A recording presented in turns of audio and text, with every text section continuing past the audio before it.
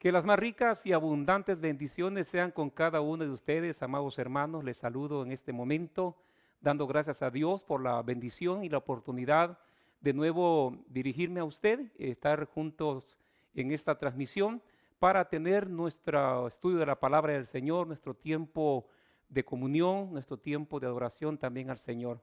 Es importante, hermanos, que estemos siempre pendientes de escuchar la palabra, de estar siendo edificados, de estar aprendiendo, ya que seguimos siempre en la lucha, en la batalla de la fe.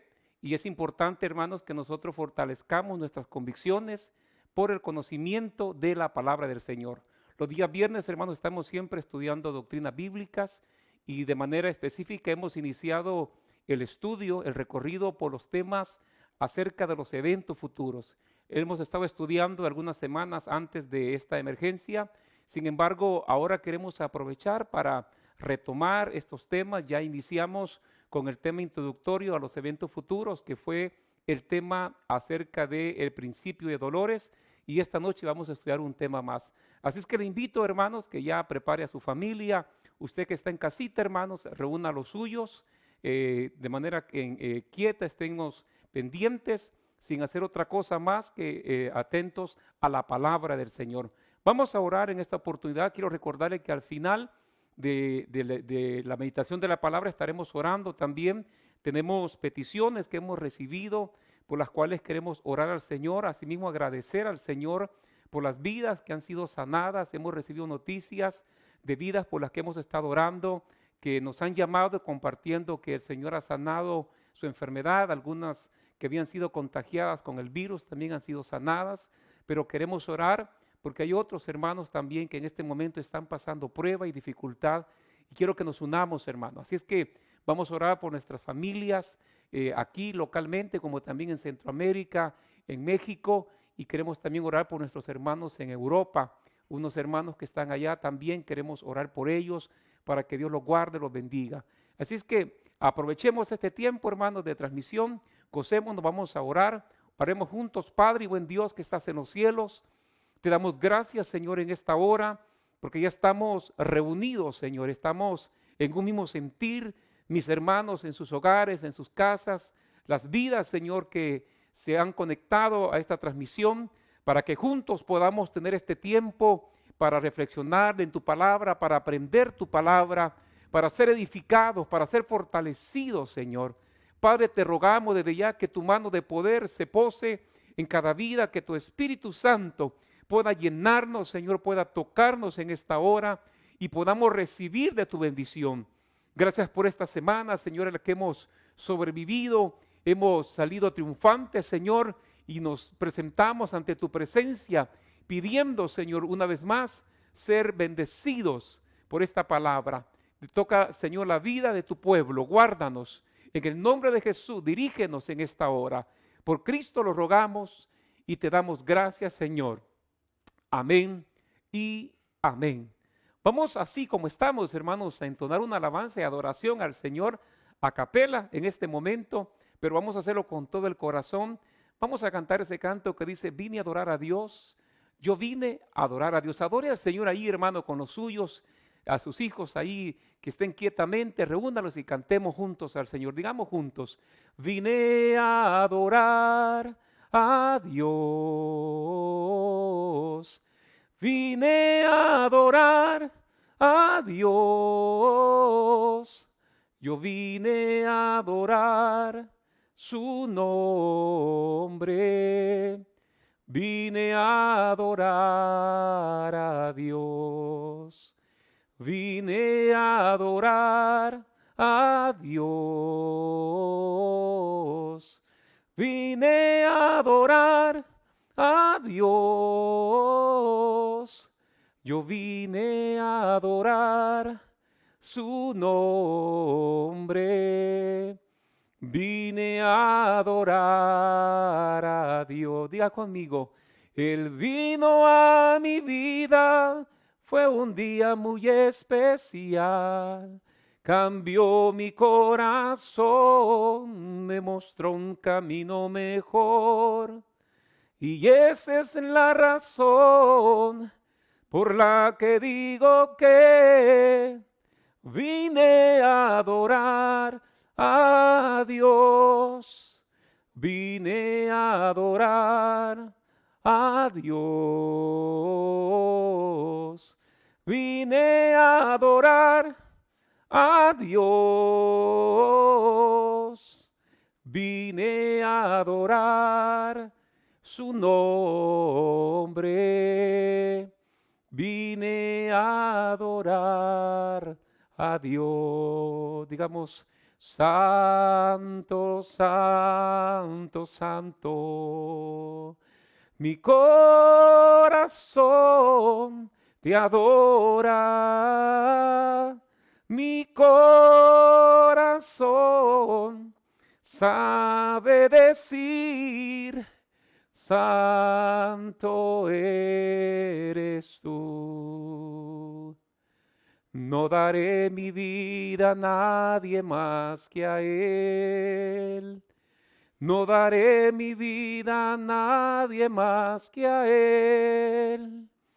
No daré mi vida a nadie más. No daré mi vida a nadie más.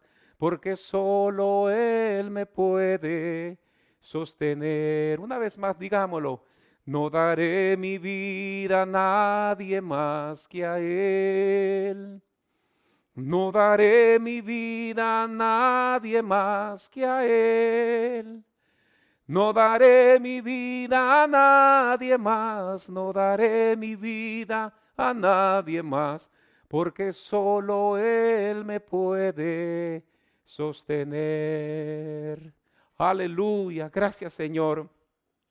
Porque tú nos guardas, tú nos sostienes, porque estamos en tu mano de poder, Señor. Recibe la gloria en esta hora, recibe la alabanza, y que podamos, Señor, cobijados bajo tus alas, oh Altísimo, adorarte siempre, aún en medio de la crisis, aún en medio de la dificultad, que no haya, Señor, en nosotros falta de un cántico nuevo, de adoración a ti, oh Dios. Gracias, Padre, en Cristo Jesús. Amén, Señor, y amén. Gloria al Señor. Quiero invitarles, hermanos amados y hermanas, que abramos nuestra Biblia en esta oportunidad, que tome su Biblia y vayamos a la primera carta del apóstol Pablo a los tesalonicenses. Primera de Tesalonicenses, capítulo número 4, vamos a leer una porción muy interesante y muy conocida, por supuesto, por los que son arduos lectores de la palabra del Señor. Primera de Tesalonicenses capítulo 4 y a partir del versículo número 13 dice la escritura: tampoco queremos, hermanos, que ignoréis acerca de los que duermen, para que no os entristezcáis como los otros que no tienen esperanza. Porque si creemos que Jesús murió y resucitó, así también traerá Dios con Jesús a los que durmieron en él. Por lo cual os decimos esto en palabra del Señor, que nosotros que vivimos, que habremos quedado hasta la venida del Señor, no precederemos a los que durmieron. Porque el Señor mismo, con voz de mando, con voz de arcángel y con trompeta de Dios, descenderá del cielo, y los muertos en Cristo resucitarán primero. Luego nosotros, los que vivimos, los que hayamos quedado, seremos arrebatados juntamente con ellos en las nubes para recibir al Señor en el aire, y así estaremos siempre con el Señor. Por tanto, alentaos los unos a los otros con estas palabras. Amén. Gloria al Señor. Leemos aún el capítulo 5, hermanos, unos versículos. El versículo número 9 que dice: porque no nos ha puesto Dios para ira, sino para alcanzar salvación por medio de nuestro Señor Jesucristo, quien murió por nosotros para que ya sea que velemos o que durmamos, vivamos juntamente con Él. Por lo cual, animaos unos a otros y edificaos unos a otros, así como lo hacéis. Amén. Gloria al Señor. Hermanos, en esta oportunidad, como lo hemos dicho, y yo le agradezco al Señor la bendición y el deseo, hermanos, de usted de estar aprendiendo y que estemos, hermanos, conectados y estemos edificándonos, como dice esta escritura, con las palabras del Señor. Hemos estado hablando, hermanos, acerca de los eventos que están por venir, los eventos futuros. Y la semana recién pasada estuvimos refrescando el tema titulado Principio de Dolores. Decíamos que Principio de Dolores es el período que estamos viviendo en la actualidad, el cual habrá de culminar con el arrebatamiento de la iglesia. Ese período de Principio de Dolores el Señor lo enseñó como una evidencia y prueba de acontecimientos que se darían previo a su venida, es decir, situaciones que a la iglesia, sobre todo a la iglesia del Señor, la iba a estar manteniendo informada como para estar alerta, pendiente de que esos acontecimientos o esas pruebas o esas situaciones que se van a dar en el planeta Tierra son señales que ya nos aproximan a la venida del Señor. Mencionabas por lo menos 4 señales que eran la aparición de falsos cristos, la aparición también de pestes, enfermedades como las que estamos viviendo nosotros, terremotos en todo lugar del planeta, como también se hablaba de guerras y de rumores de guerra.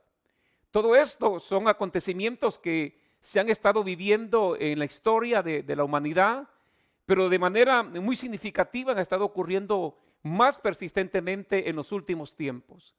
Hemos hablado de que los terremotos son movimientos de tierra que se están dando constantemente, algunos imperceptibles, otros son perceptibles. Se están dando con mucha continuidad y con mayor magnitud en áreas donde anteriormente no habían temblado. Cuando hablamos, por ejemplo, de las guerras, hermanos, a pesar de que ahora, debido a esta crisis de la pandemia, se han detenido los conflictos o de manera, más bien, se han minorizado los conflictos bélicos en el mundo. Todavía hay guerras, la humanidad ha experimentado 2 guerras mundiales y hay guerras y conflictos en todos los países. Si hablamos, por ejemplo, de la aparición de falsos cristos, hermano, hay tanto charlatán, tanto falso maestro, tanto hombre que sale a la palestra denominándose cristos o que son gente iluminada. Son señales que nos avisan que estamos en ese periodo de Principio de Dolores, el cual el Señor lo llamó así, debido a que era la imagen o la figura de la mujer que está encinta, que comienza con los dolores de parto hasta llegar al momento total del parto, que es lo que nosotros conocemos espiritualmente como el momento de la gran tribulación. Todo eso lo estamos viviendo de una manera categórica y ningún creyente puede estar ignorante de estas verdades. También decíamos que durante el Principio de Dolores habrán personajes que habrán de sobresalir de manera significativa la iglesia, o una iglesia más bien, pero una iglesia fría, una iglesia tibia. La iglesia laodicense, como lo dice el libro de Apocalipsis, es la iglesia que estará pujante en este tiempo de Principio de Dolores, y lo vemos, tanto cristiano que ahora no se define, algunos con esta tragedia o con esta emergencia del coronavirus o de la peste, están como volviendo al evangelio, y qué bueno que de alguna manera están retornando, aunque algunos están endureciendo más sus corazones, algunos que son iglesia se han vuelto a sí mismos blasfemos de las verdades de Dios. Esos son los personajes que estarán en este tiempo. Entonces decíamos que cuando ese periodo de Principio de Dolores finalice, significará que el arrebatamiento de la iglesia se efectuó. Cuando finalice ese tiempo, este tiempo de Principio de Dolores no sabemos la fecha, porque no sabemos cuándo es la venida de Cristo. El Señor no dijo la fecha, solamente habló de señales previas que son las que estamos viendo. Ahora, en los eventos que están por venir, el siguiente evento en la historia o en la línea de estos temas es el evento del arrebatamiento o el rapto de la iglesia. Y Pablo lo señala en esta porción que escribe a los tesalonicenses, en la cual vamos a encontrar algunos aspectos que describen cómo será el arrebatamiento. En primer lugar, debemos decir que al retorno de Cristo a la tierra habrán 2 apariciones. La primera aparición será para arrebatar a su iglesia, viene el Señor para levantar a su iglesia, y la segunda aparición es lo que conocemos como la segunda venida de Cristo, es 7 años después del arrebatamiento, que es cuando Cristo viene ya con su iglesia, con sus santos. Es importante que el cristiano reconozca esta diferencia, porque han salido muchos enseñando una doctrina mezclada acerca de la venida de Cristo. Y por ejemplo, Usted escucha que muchos que son herejes acerca de esta doctrina dicen que cuando Cristo venga por su iglesia, dicen ellos, todo ojo le verá. Y eso no es cierto. Eso no lo dice la palabra de Dios. Cuando ocurre el arrebatamiento, una de las características del arrebatamiento es que el arrebatamiento será selectivo, viene solo por su iglesia. No le verá todo ojo. Es más, cuando Cristo venga por su iglesia, solo su iglesia será llevada, aquella que ha guardado sus vestiduras. El mundo se dará cuenta de la desaparición de muchos cristianos, de todos los cristianos, de toda la iglesia del Señor, pero cuando ocurra, ya habrá ocurrido el arrebatamiento, cuando la gente se dé cuenta. Y no se darán cuenta que Cristo vino o cuando Cristo venga, porque el arrebatamiento es exclusivamente para la iglesia. Pero cuando Cristo venga después, 7 años después del arrebatamiento que ha ocurrido la gran tribulación, cuando Cristo venga, entonces sí, todo ojo le verá. Pero eso lo vamos a estar estudiando en el tema futuro, que es la segunda venida de Cristo. Por ahora nos vamos a detener en el tema del arrebatamiento. Por una vez más, quiero enfatizar la introducción al tema. El arrebatamiento de la iglesia es aquella venida de Cristo o aquella aparición de Jesús cuando venga por su iglesia, por su iglesia. Es bien interesante porque Juan, el apóstol Juan, cuando escribe el Apocalipsis, él en su capítulo 22 hay una expresión bien importante que la iglesia debe estar constantemente repitiendo en su corazón, repitiéndola constantemente, y es: sí, ven Señor Jesús. Eso es lo que Juan escribe en Apocalipsis. El Espíritu y la iglesia dicen: sí, ven Señor Jesús. Es decir, la iglesia de Cristo debe estar anhelando el arrebatamiento. Muchos que se denominan cristianos, y eso es parte de la apostasía y de los apóstatas, dicen que nosotros, o la iglesia que está deseando el arrebatamiento de la iglesia, estamos nosotros enseñando una doctrina fatalista o escapista, la llaman ellos, porque dicen que queremos irnos ya. Pero hermanos, ¿qué es lo que la iglesia quiere sino estar ya en la presencia de Dios? Y por eso dice Juan, el Espíritu y la iglesia dicen: ven Señor Jesús. Es decir, nuestro anhelo, nuestro deseo es que Cristo ya aparezca. Porque cuando Cristo aparezca se acabará todo llanto, todo sufrir de los cristianos, toda persecución, y estaremos siempre con el Señor. Y entonces ese es el anhelo de la iglesia. No es escapismo, no es fatalismo. Ahora bien, cuando hay alguien que se denomina iglesia, pero no anhela la venida de Cristo, sino que está esperando que Cristo aparentemente extienda su venida, porque ellos dicen para que otros se salven, pero el problema es que no están evangelizando a otros. Ellos solamente, ellos quieren ignorar que Cristo está muy cerca y está a las puertas, porque ellos han voluntariamente volteado su mirada no a las cosas de arriba, sino a las cosas de la tierra. Pero la iglesia, dice Juan en Apocalipsis capítulo 22 y versículo 20, en la iglesia dice: ven Señor Jesús. Entonces, eso es lo que estamos esperando. La venida de Cristo por sus santos. Viene a levantar a su iglesia cuando suene la final trompeta. Pablo describe en esta porción que hemos leído algunas características importantes del arrebatamiento. Yo quiero que usted me acompañe a la escritura. Y una de las cosas que Pablo va a mencionar, por ejemplo, en el versículo número 13 dice que nosotros no debemos estar tristes, hermanos, como los otros que no tienen esperanza. Yo siempre lo he dicho, hermanos, y esto es muy significativo en la palabra de Dios. Para el Señor, para Dios, no hay clases sociales. Él no hace acepción de personas. Lo que sí, hermanos, hay que considerar que para Dios hay dos tipos de personas: los que tienen esperanza y los que no la tienen. Y Pablo dice que nosotros, versículo número 13, no debemos ser como los que no tienen esperanza. ¿Quiénes son los que no tienen esperanza? Los que no tienen esperanza son los que no tienen a Cristo en el corazón, porque Cristo es la esperanza de nuestras vidas. El hombre tiene esperanza en la riqueza, el hombre tiene esperanza en sí mismo, el hombre tiene esperanza en las estrategias humanas, el hombre tiene esperanza en el dinero, el hombre tiene esperanza en las cosas temporales. Pero nuestra esperanza es sólida, porque nuestra esperanza está puesta en el Dios eterno, en el Dios omnipotente. Pero cuando Pablo dice que nosotros no debemos de entristecernos, está hablando y se prepara a hablar porque dice que habrá un acontecimiento. El acontecimiento, Pablo lo comienza a mencionar en el capítulo 14 y dice que el Señor Jesucristo murió, pero resucitó. Hermanos, la muerte de Cristo es la victoria para el cristiano, porque Cristo no quedó muerto, Cristo resucitó. A diferencia de los líderes espirituales de otras sectas, de otras religiones, Jesús está vivo. Jesús murió, sí, pero al tercer día resucitó, según las Escrituras. Entonces, aquí Pablo usa un término interesante y se va a referir a la muerte física como dormir. Nosotros cuando morimos, hermano, lo que realmente pasa es que dormimos cuando morimos físicamente.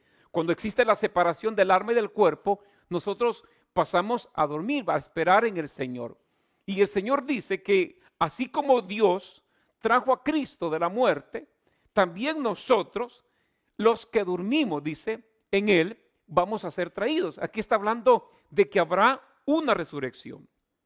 El versículo 15 pasa a mencionar algo bien importante también. Dice, habla de la venida del Señor. Y dice, esto es una palabra del Señor, versículo 15. Dice, nosotros que vivimos. Fíjense lo que está diciendo Pablo. Pablo ya murió. Pablo falleció. La Biblia señala que él mismo declara a Timoteo en su segunda carta, que es la última carta que se cree que Pablo escribió: yo he peleado la buena batalla, he acabado la carrera. Estaba hablando que estaba a punto de ser sacrificado. Sin embargo, cuando Pablo escribe a Tesalonicenses, fíjense lo que dice Pablo. Dice, nosotros los que vivimos, los que habremos quedado hasta la venida del Señor. Aquí está hablando Pablo cuando venga Cristo por su iglesia. Dice, nosotros los que estamos vivos. Pablo suponía que todavía estaba vivo porque Pablo esperaba el retorno de Cristo en su tiempo. Pero fíjense lo que dice, nosotros los que vivimos, si es que estuviera vivo Pablo, los que hemos quedado hasta la venida del Señor, dice, no precederemos a los que durmieron. ¿Quiénes son los que durmieron?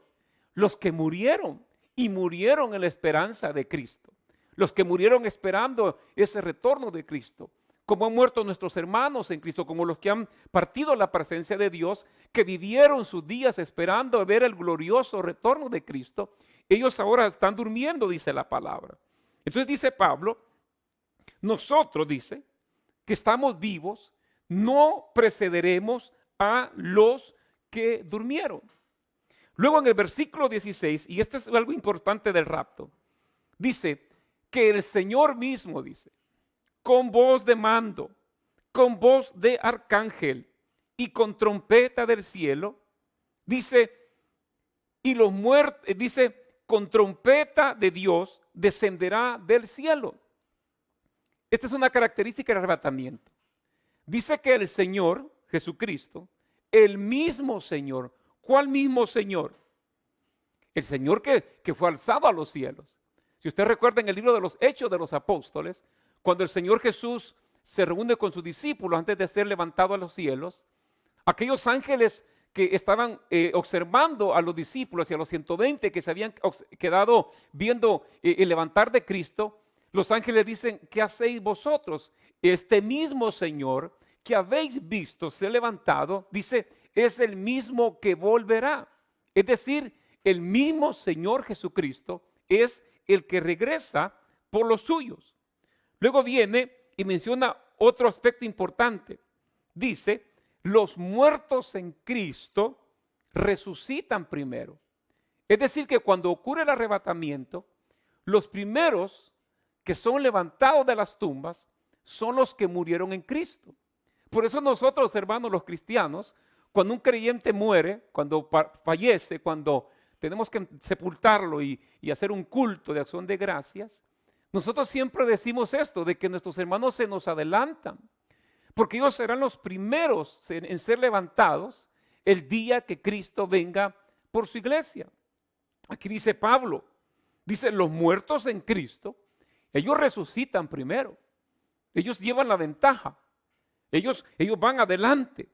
Y luego dice el versículo 17, luego nosotros, una vez más Pablo metiéndose, pensando que estaría vivo, pero refiriéndose a los que estaban vivos, que no habían fallecido, luego nosotros los que vivimos, los que hayamos quedado, dice, seremos arrebatados juntamente con ellos, dice, en las nubes. Es decir, Jesús no posa sus pies en la tierra. Eso va a ocurrir en la segunda venida, cuando ya venga con su iglesia, después de haber celebrado las bodas del Cordero en el tribunal de Cristo, es cuando Cristo va a posar sus pies sobre la tierra. Pero cuando es el arrebatamiento, dice el versículo 17, el Señor viene y nos encontramos con Él en las nubes del cielo. ¿Quiénes? Los que resucitaron primero, y luego nosotros, los que vivimos, vamos a ser transformados, porque dice Pablo, vamos a ser transformados. Es decir, va a ocurrir lo que la Biblia llama la glorificación del creyente. Porque para nosotros poder volar a las nubes del cielo, para estar con el Señor siempre, como dice la Escritura, tenemos que experimentar una transformación del cuerpo, es decir, recibir un cuerpo glorificado, semejante al cuerpo de Cristo, después de haber resucitado, un cuerpo que es capaz de volar, de traspasar y de poder elevarse a las nubes del cielo.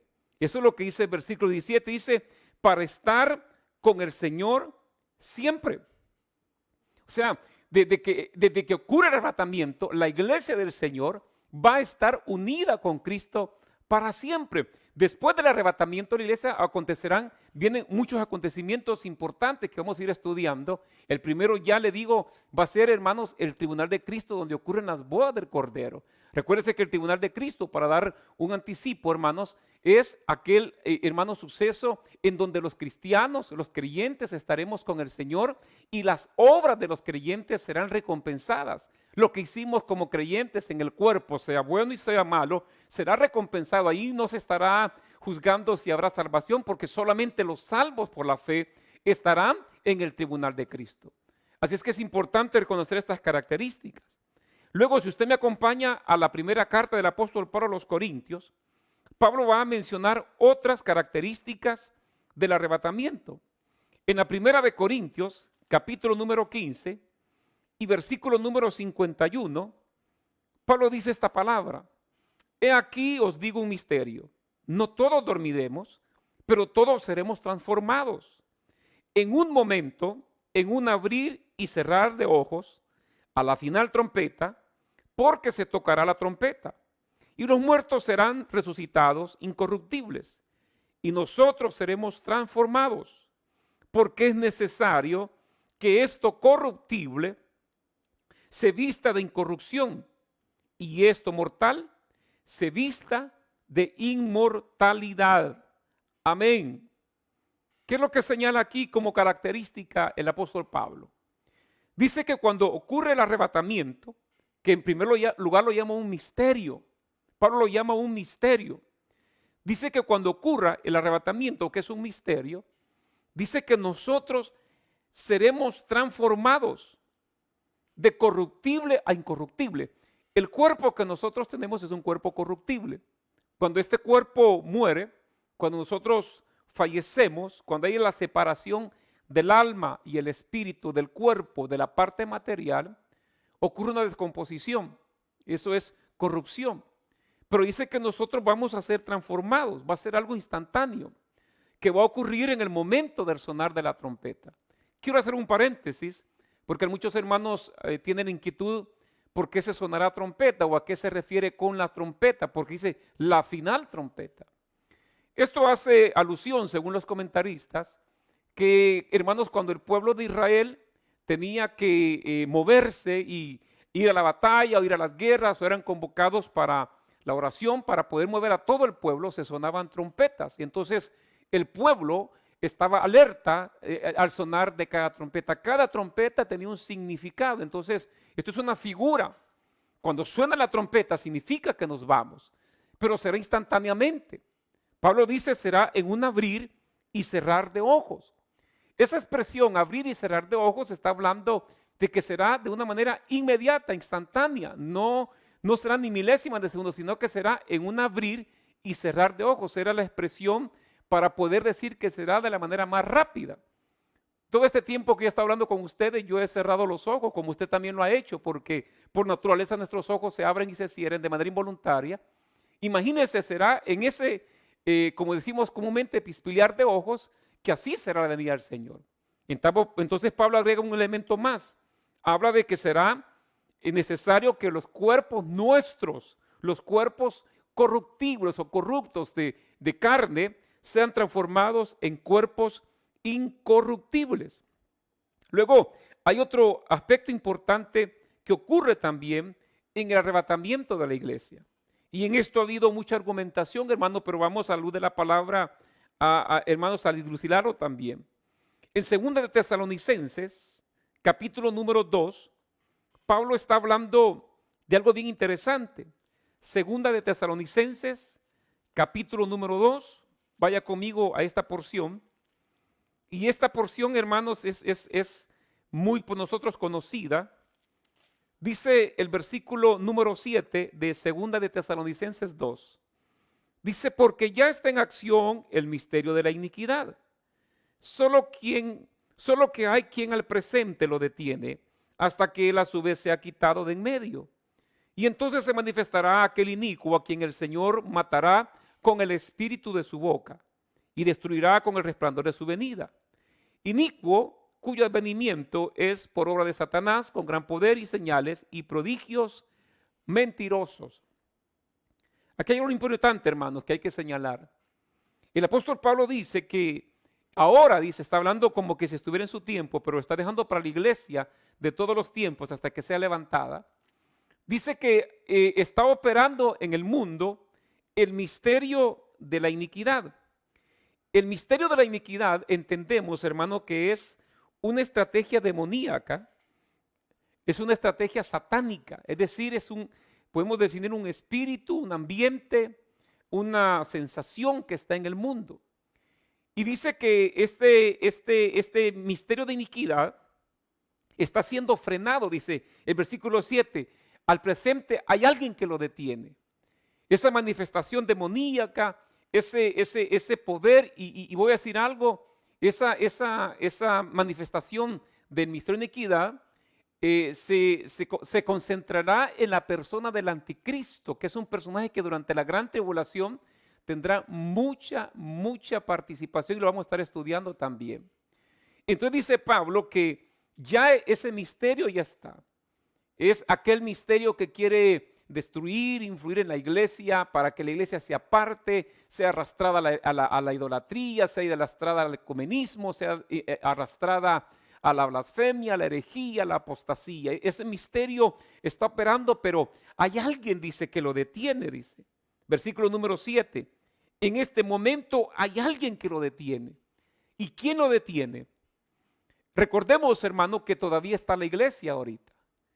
Cuando sea el arrebatamiento, la iglesia será quitada, pero en este momento la iglesia está orando, la iglesia está haciendo el papel de evangelizadora, la iglesia está peleando la batalla de la fe, está confrontando las huestes del diablo, y Satanás sabe que su lucha es fuerte porque la iglesia que ora, la iglesia que se consagra, la iglesia que se somete a Dios, es la que le hace frente al diablo. Satanás sabe que los escogidos del Señor, hermano, son valientes, son dispuestos y que no van a ceder un ápice ante las acechanzas del diablo. Sin embargo, acuérdese que ese poder que la iglesia tiene de confrontar al diablo y a las huestes satánicas no radica en ella misma, no es porque sea la iglesia solamente, sino que la iglesia tiene, hermanos, es el templo del Espíritu Santo. Es decir, el Espíritu Santo habita en la iglesia. A la iglesia lo que la empodera es el Espíritu Santo. No son los ministerios, no es el nombre denominacional, no son los lujosos templos, no es nada de eso. Lo que a la iglesia le da poder es que tiene el Espíritu Santo, que funge, que trabaja, que la respalda. Por eso Cristo dijo, cuando Él parte allá en Pentecostés, dice, recibiréis poder cuando haya venido sobre vosotros el Espíritu Santo.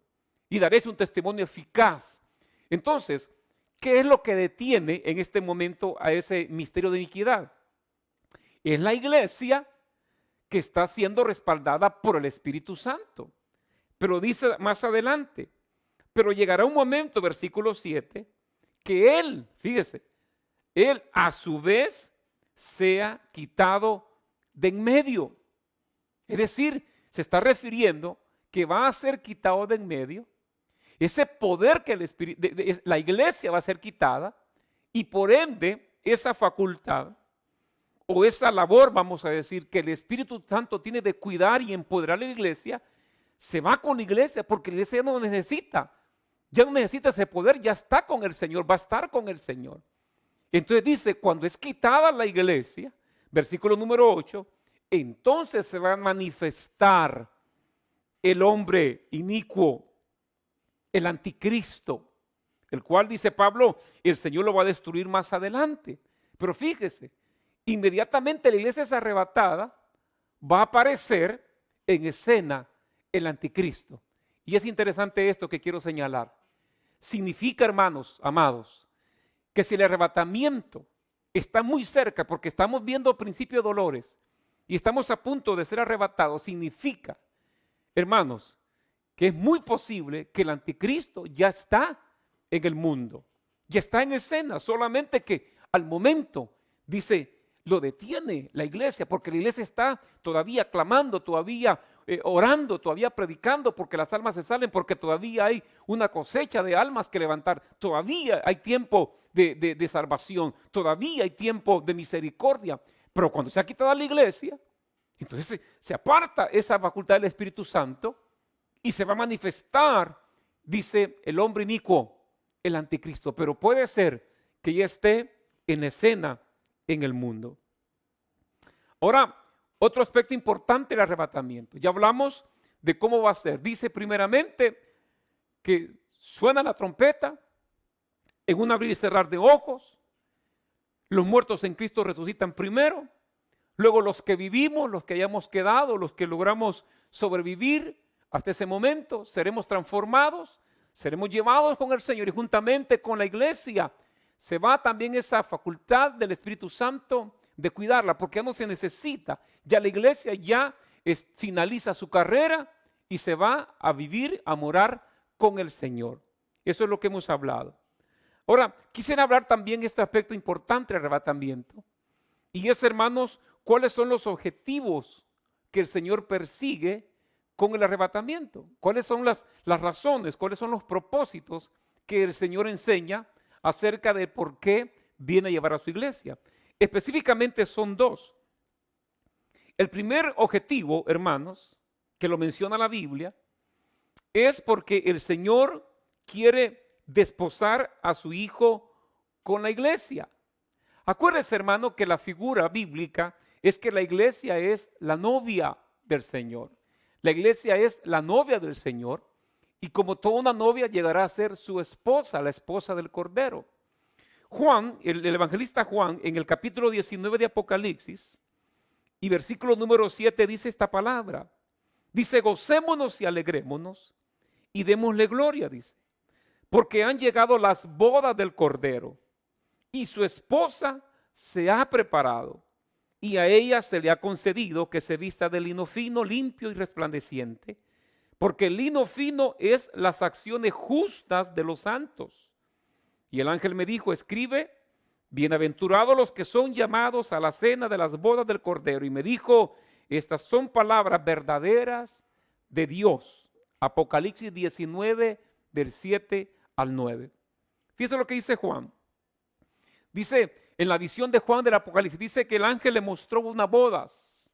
Y una voz que decía, gocémonos y alegrémonos y démosle gloria, porque han llegado las bodas del Cordero. ¿Quién es el Cordero? El Cordero de Dios que quita el pecado del mundo es Cristo.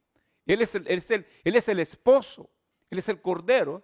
Y dice, y su esposa se ha preparado. ¿Y quién es la esposa? Es la iglesia.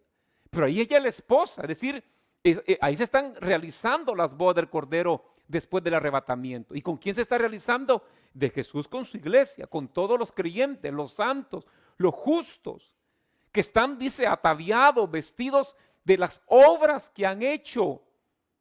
Dice, de las obras justas, de las acciones justas que han hecho. Es decir, en el arrebatamiento solo va a haber iglesia y nadie más. La iglesia pura, la iglesia sin mancha, que se atavió con lino fino, limpio y resplandeciente. Entonces, el primer objetivo del arrebatamiento es llevar a su iglesia y realizar las bodas del Cordero. Y el segundo objetivo del arrebatamiento, yo lo leí con usted en la porción que leímos al principio de 1 Tesalonicenses. En 1 Tesalonicenses capítulo 5 y versículo 9 dice: porque no nos ha puesto Dios para ira, sino para alcanzar salvación por medio de nuestro Señor Jesucristo, quien murió por nosotros para que ya sea que velemos, o sea que estemos vivos, o que durmamos, o sea que hayamos muerto, dice que nosotros vivamos juntamente con Él. Por eso Jesús dijo, cuando usted se recuerda, cuando habló a sus discípulos: en la casa de mi Padre muchas moradas hay, si así no fuese yo lo hubiera dicho, voy pues a preparar lugar para vosotros, para que donde yo esté, vosotros también estéis. Y ahora dice Pablo, porque nosotros, dice, Dios nos puso para ira. Recuerde que la gran tribulación va a ser un tiempo de juicio, donde se derramarán las copas de los juicios de Dios, donde habrán calamidades en este mundo, donde habrá la aparición de la bestia, donde el sufrimiento del pueblo de Israel será evidente, donde se realizarán una serie de juicios a este mundo, a este planeta. Pero eso es por la ira de Dios que viene contra este mundo. Pero la iglesia no está para ira, dice Pablo, sino que Él nos alcanzó para salvación. Así es que sea que durmamos, dice Pablo, o sea que velemos, que estemos vivos, nosotros vamos a estar juntos con el Señor. Entonces, el segundo propósito del por qué el Señor realiza el arrebatamiento es librarnos, librar a la iglesia de la gran tribulación. Gloria a Dios por eso, hermano. Ahora quisiera pasar también a señalar algunas características del arrebatamiento. Y esto es importante, hermano, porque ya le dije, hay algunos que en mala intención confunden lo que es la segunda venida de Cristo. Recuérdese, una vez más, como decíamos al principio, al retorno de Cristo ocurrirán dos apariciones. La primera, cuando viene a levantar a su iglesia, a sus santos, que es el arrebatamiento. Y la segunda, que son 7 años después, cuando ya viene con sus santos, con su iglesia, y viene a posar sus pies sobre la tierra, a realizar, hermanos, a establecer más bien lo que se llama el reino milenial de Cristo. Eso es la segunda venida. Pero las características específicas del arrebatamiento, vamos a leer en 1 de Tesalonicenses capítulo 5 y versículo número 2. Dice 1 de Tesalonicenses 5:2, porque vosotros sabéis perfectamente que el día del Señor vendrá así como ladrón en la noche. Amén. Cuando leemos esta porción, hermanos, llama la atención porque Pablo define el arrebatamiento como el día del Señor. Pero el otro aspecto llama mucho más la atención. Él lo asemeja que la venida de Cristo va a ser un acontecimiento similar al robo de un ladrón. Un ladrón, hermanos, las personas que tienen esa mala costumbre de robar, un ladrón no advierte, no avisa. Un ladrón no le dice a usted, mire, por la noche voy a llegar a su casa, por favor, deje las puertas sin llave para que no me cueste entrar, para poderme llevar su vehículo, robarme su televisor, robarme sus valores. El ladrón no avisa, el ladrón usa el elemento sorpresa. Entonces, de la misma manera, el Señor Jesucristo está diciendo que su venida será algo invisible al mundo. Es decir, el mundo no está preparado. El mundo no está esperando la venida de Cristo. Cuando ocurra el arrebatamiento de la iglesia, ya le dije, es un hecho que ante la desaparición, porque serán millones de cristianos que desaparecerán, tanto los que murieron en Cristo como los que están vivos, dice Pablo, seremos arrebatados. Habrá una confusión. Imagínese en las noticias, muchos han desaparecido, muchos fueron quizás, comenzarán las teorías conspiratorias, como suele ocurrir con el mundo, cuando no pueden explicarse algo, comienzan las teorías conspiratorias, de desapariciones, de robos, de secuestros. Algo habrá de inventarse este mundo cuando haya esa desaparición. Pero el hecho será que no se darán cuenta en el momento que ocurra. Simplemente sabrán cuando ya no estemos, cuando ya no está el cristiano, aquel cristiano del que se burlaban, del que se reían, de aquel cristiano que le tiraban la puerta en la cara, de aquel cristiano que era ridículo para el mundo. De repente no apareció el cristiano. ¿Qué sucedió? Dirán, se murió, se lo llevó la autoridad, no sabemos.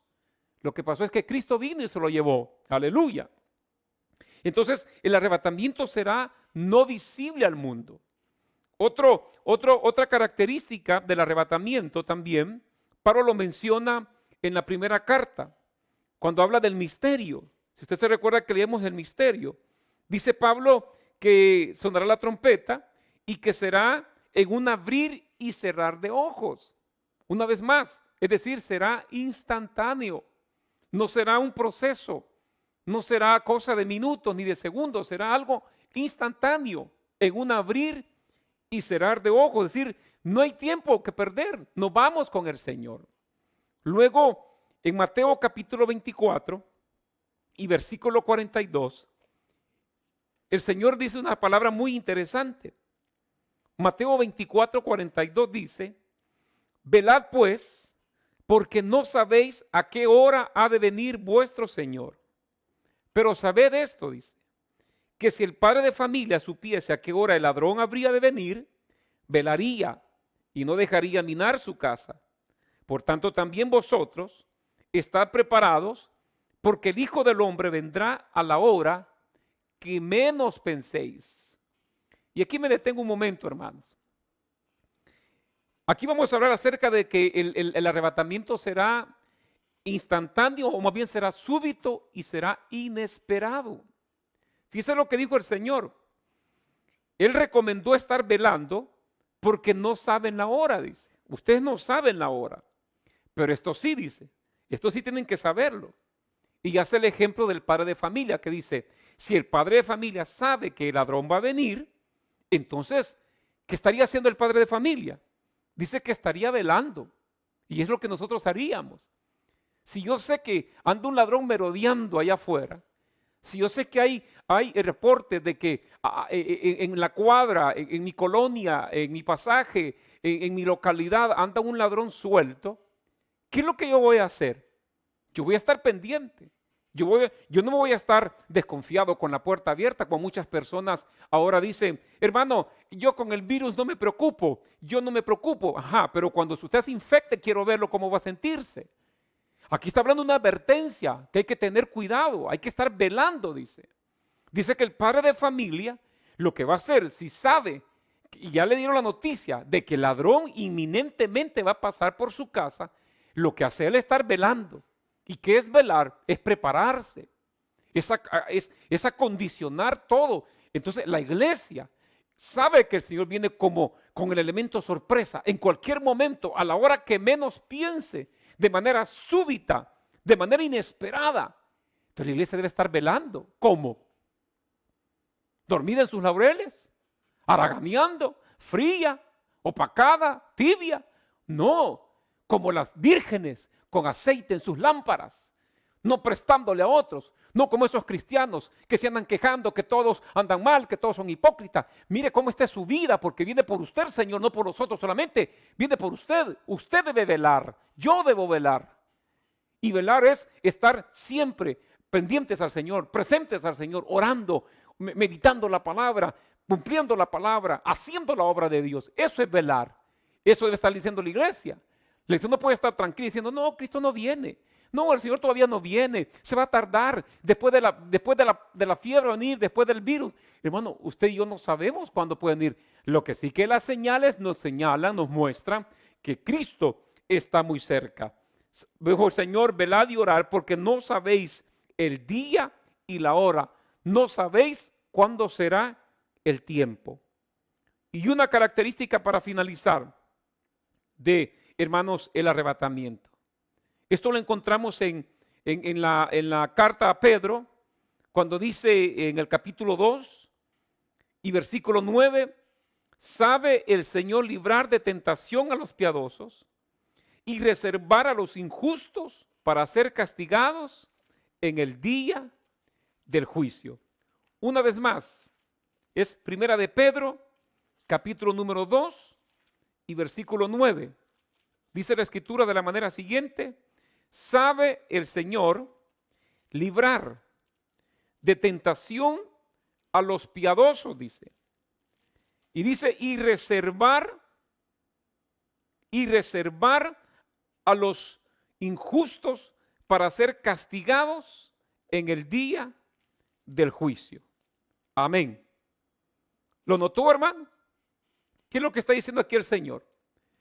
Dice que Él tiene a los suyos, los tiene listos para ser librados de tentación y del juicio. Pero también dice que están preservados los que van a ser castigados en el día del juicio. Es decir, que el arrebatamiento será selectivo. No se va todo mundo y remundo, como dicen coloquialmente. Dice que el Señor va a guardar a los suyos, específicamente a los suyos, de la tentación como también del juicio. Pero a los injustos, dice, a ellos, es la segunda de Pedro capítulo 2, a ellos no, dice, a ellos los tiene reservados para el castigo. Así es que, hermanos, creo que al escuchar y al leer esta enseñanza nos damos cuenta, en primer lugar, de lo inminente que está el retorno de Cristo. Las señales se han cumplido, se están cumpliendo. Creo, hermanos, si yo lo comparto con usted, estamos viviendo un tiempo de misericordia de parte de Dios, porque hay todavía vidas que deben conocerle al Señor y Él está extendiendo esa misericordia. Su longanimidad, dice la palabra, se extiende para nosotros. Yo creo que es un tiempo para que el mundo sepa, hermanos, que hay salvación en Cristo Jesús. Y nosotros como iglesia es un tiempo de estar preparados como el padre de familia que está velando, porque no sabe qué día puede llegar el ladrón que viene a llevar el Señor a su iglesia. No sabemos, pero debemos estar velando y orando, porque puede ocurrir en cualquier momento. La trompeta va a sonar. Al final de la trompeta los muertos en Cristo resucitarán primero y luego nosotros, los que hayamos quedado, seremos arrebatados con ellos. Creo, hermanos, que debemos estar preparados, velando, orando. No baje la guardia, hermano. No desanimemos. No, hermanos, dejemos la cámara secreta, la oración, el clamor. No dejemos de dar testimonio. No dejemos de guardar nuestro corazón y mente. Y no dejemos, hermanos, de escudriñar la Escritura, porque eso nos va a dar el ánimo para el tiempo que nos resta. El Señor está a las puertas. El Señor viene pronto. Maranata, Cristo viene y la iglesia debe estar diciendo, ven, sí Señor, ven Señor Jesús. Vamos a orar, incline su rostro. Aleluya. Padre que estás en los cielos, en esta hora te damos gracias, Señor.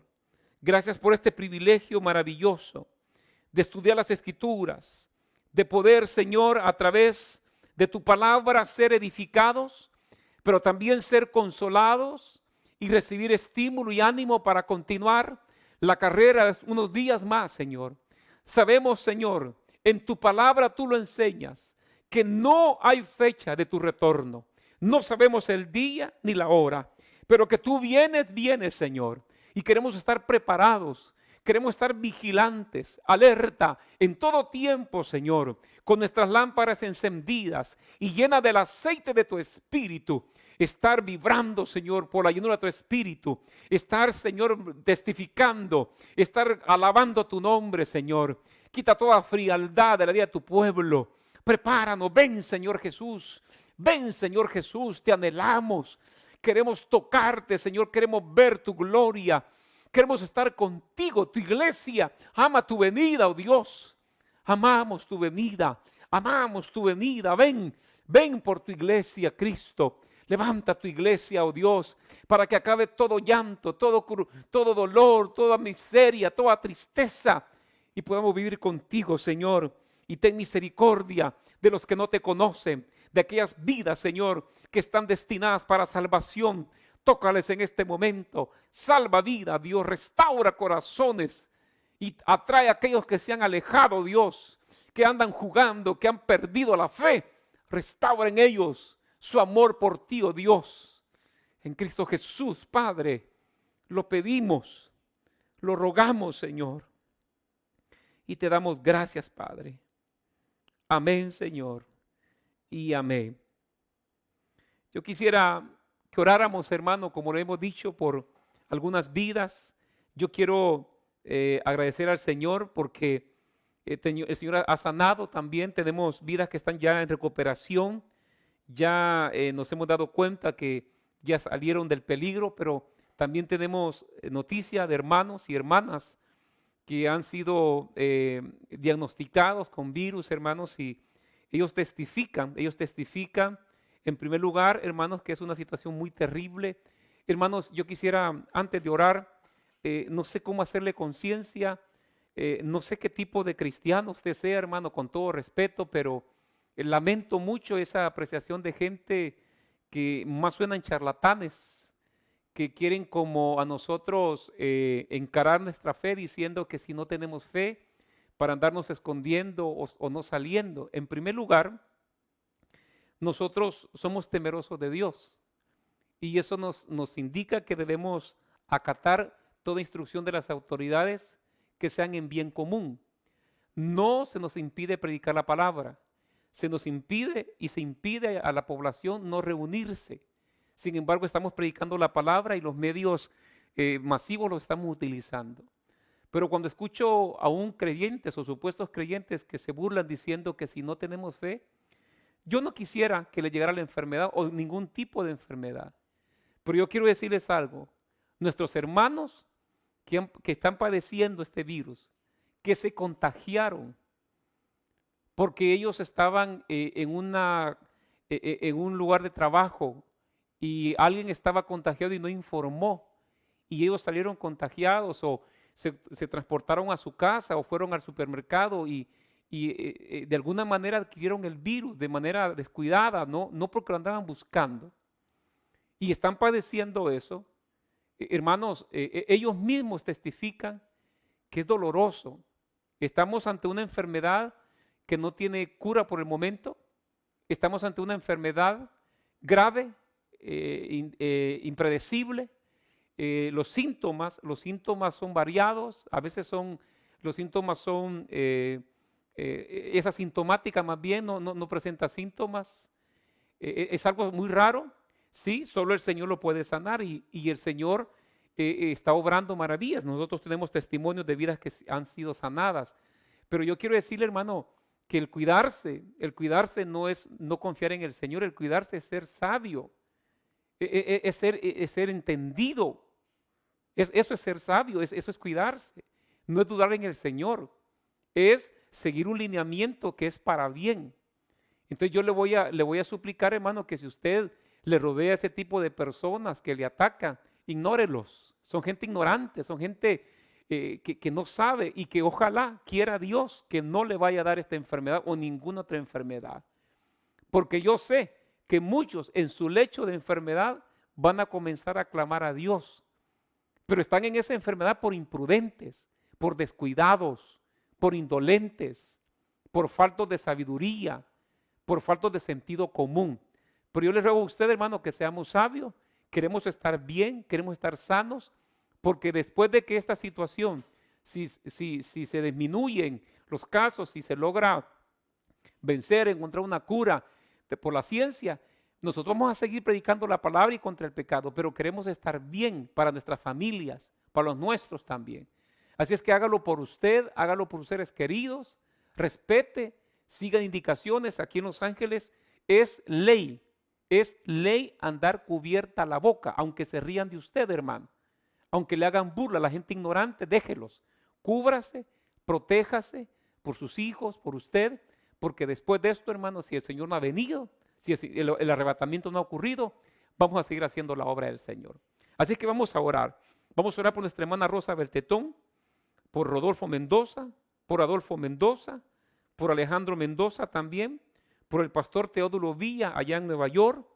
Vamos a orar también por Mirza Lima, por Eldin Lima también, familiares de nuestra familia Yocuté, por Lorenzo Sanjay, por Arturo Juárez también, hermano Arturo Juárez, pide que oremos por sus familiares en Nueva York, por Sebastián y Elmer Polanco, vamos a estar orando, y también por sus familiares en Guatemala, por hermana Marina Quintanilla y por su familia, por hermana Idalia Revelo y por su familia, vamos a estar orando. Y también quiero informarles, hermano, que están en recuperación, Tina y la George ya están en recuperación, familiares de nuestra hermana Alba, o conocidos de nuestra hermana Alba. También nuestros hermanos Cosigua están ya en recuperación. Ellos testifican, hermanos, que ya están saliendo, y ellos son de uno de los casos que fueron declarados con virus, y ellos pueden testificar que, hermanos, el padecimiento es terrible, y ellos recomiendan tomar las precauciones también. También vamos a orar por, más bien en recuperación están Noemí y Miguel Chan, familiares de nuestra familia Yocuté también, y seguimos orando por nuestra hermana Lilian, también por Francisca Corea y por Consuelo Corea, porque están padeciendo cáncer. Unámonos, hermanos, unámonos, y también por los que han mandado sus peticiones vamos a orar. Oremos, Padre, buen Dios que estás en los cielos. Antes de finalizar, Señor, esta transmisión con la cual nos hemos unido y hemos compartido tu palabra, queremos suplicarte por la vida, Señor, de las personas que están aquí escritas en estas notas, familiares, amigos, seres queridos, Señor, que están padeciendo tanto de esta enfermedad del virus como otras enfermedades y dolencias como cáncer, Señor.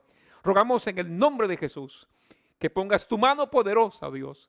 Creemos lo que dice tu palabra, que por la llaga de tu Hijo hemos sido curados. Señor, toca y fortalece esos corazones, toda dolencia, quita toda fiebre, todo dolor de garganta, todo problema respiratorio, abre esos pulmones, Dios. Pedimos por el pastor allá en Nueva York, Señor, que está entrando en una etapa de estabilidad, Señor, que pueda volver a sus funciones normales, Señor, a todas estas familias, todos estos hogares. Ese cáncer, Señor, que invade los cuerpos, arráncalo, Señor, en el nombre poderoso de Jesús. Pedimos por nuestras familias en Estados Unidos, en México, en Centroamérica, Padre, en Guatemala, en Nicaragua, en Honduras. Toca sus vidas, Señor, restáurales, que podamos pronto, Señor, estar bien para continuar nuestra carrera, oh Dios. Ven, Señor Jesús, en Cristo Jesús pedimos todo, Padre, y descansamos en tus manos de misericordia. Gracias, Señor. Amén y amén. Gloria a Dios. Amén. Vamos a finalizar, hermanos. Quiero invitarle mañana, Dios mediante, 2 cultos. 5:30, servicio en inglés. 7 de la noche, servicio en español, siempre a través de este medio. Y el domingo, 2:30, servicio en inglés. 4:30, servicio en español. Pase la voz, hermano, que otros hermanos se conecten, hermanos líderes que no han bajado su aplicación de WhatsApp. Yo estoy enviando mensajes a todos los líderes casi diariamente, pero todavía hay líderes que no se han reportado, hay líderes que no tienen su guía. Recuerde que los jueves estoy dando yo la reunión de estudio desde este lugar, desde mi hogar a su hogar. Así es que esté pendiente de las actividades. Si usted escucha de hermanos que dicen que ahora no sabemos por qué nos estamos comunicando tanto y antes no haga caso. Nosotros siempre vamos a seguirnos comunicando, y si usted es de las personas que le gusta estar en esta armonía, bienvenido, hermano. Si usted no quiere estar en armonía, que Dios lo bendiga. Amárgase solo, pero aquel que vive con Cristo y con el gozo en su corazón, se goza con sus hermanos. Les amamos. Un saludo de parte de mi hija que está en los controles, mi esposa que está intercediendo, mi hijo que no está con nosotros aquí, está en su casa con su esposa, pero desde nuestro hogar, nuestro corazón, les amamos, les extrañamos un montón, hermanos. Y cuando oímos de ustedes y recibimos sus mensajes, créanme, me siento bendecido de la congregación que nos ha dado. Dios le bendiga. Adelante, hermano, y esperemos pronto la venida del Señor. El pueblo del Señor dice amén.